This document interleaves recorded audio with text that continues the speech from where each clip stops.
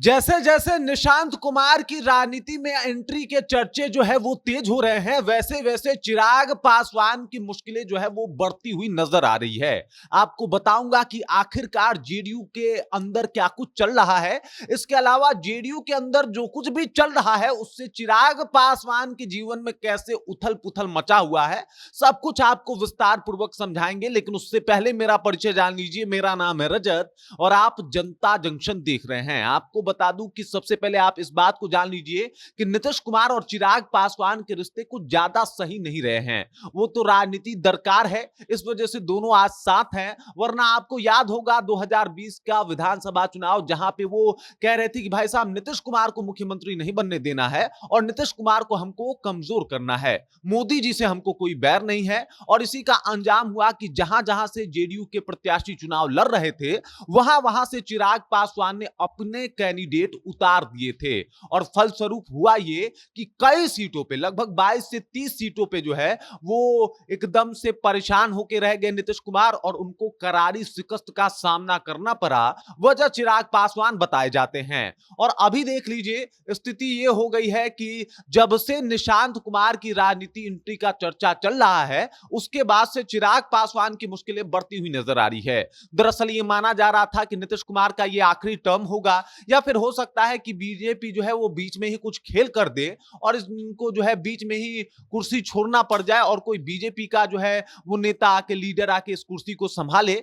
लेकिन अब जब निशांत कुमार की एंट्री हो जाएगी तो ना कि सिर्फ बीजेपी बल्कि सबसे ज्यादा मुश्किल अगर किसी की बनने वाली है तो वो है चिराग पासवान। दरअसल चिराग पासवान राजनीति में उतरे ही इस विजन के साथ हैं कि वो मुख्यमंत्री बनना चाहते हैं। उनके जितने भी समर्थक हैं वो चाहते हैं कि चिराग पासवान को मुख्यमंत्री बनते हुए अपने आंखों से देखें।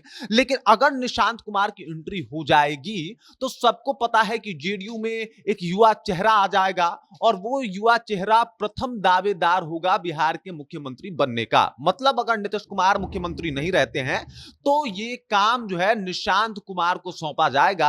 और निशांत कुमार की बढ़ती राजनीति में जिस तरीके से उनका प्रेम बढ़ रहा है, राजनीति जो है वो करना चाहते हैं, आके बयान देते हैं और बाकायदा जेडीयू ऑफिस के बाहर पोस्टर लगाया जाता है कि एक जिम्मेदारी दे दी जाए, इनके लिए कुछ कर दिया जाए निशांत कुमार के लिए। उनके कार्यकर्ता कह रहे हैं कि जल्दी से जल्दी वापस लाया जाए निशांत कुमार को और एकदम से बेहतर तरीके से उनको पार्टी की जिम्मेदारी सौंपी जाए। तो जब जब ये बयान सामने आता है तब तब कहीं ना कहीं अंदर खाने से ये चर्चा भी शुरू हो जाती है कि फिर चिराग पासवान का क्या होगा।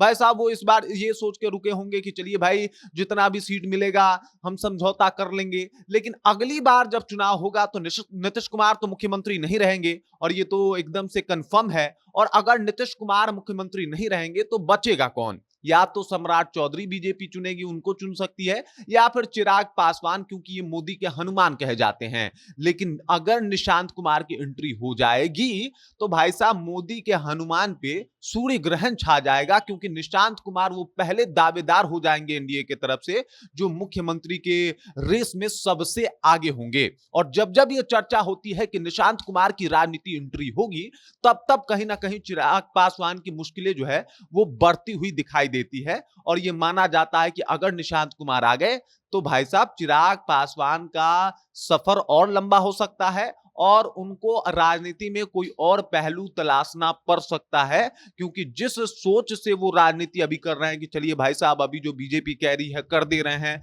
नीतीश कुमार के साथ आना उनकी मजबूरी है, आ भी गए हैं। उनको लगता है कि नीतीश कुमार आखिरी बार अगर बनेंगे भी मुख्यमंत्री तो बनेंगे, उसके बाद तो मेरे चांसेस आने शुरू हो जाएंगे। लेकिन अगर निशांत कुमार आएंगे तो इन सारी सोचों पे चिराग पासवान के पानी फिर सकता है। और इसी कारण से जो है चिराग पासवान की पार्टी के अंदर जो है खलबली की स्थिति है। और वहीं जेडीयू के अंदर खाने से ये भी खबर आ रही है कि जल्दी से जल्दी निशांत कुमार जो है वो पार्टी ज्वाइन कर सकते हैं। बाकी इस खबर, इस जानकारी को लेके और जो अभी एक असमंजस की स्थिति बनी हुई है चिराग पासवान को लेके, उस बात को लेके आप क्या सोचते हैं? आपके जहन में क्या कुछ लग रहा है और आपको क्या लगता है दोनों में बेहतर सीएम कैंडिडेट कौन है? कमेंट करके अपना विचार जो हम तक पहुंचा दीजिए। बाकी आप देख रहे हैं जनता जंक्शन और मेरा नाम रजत है।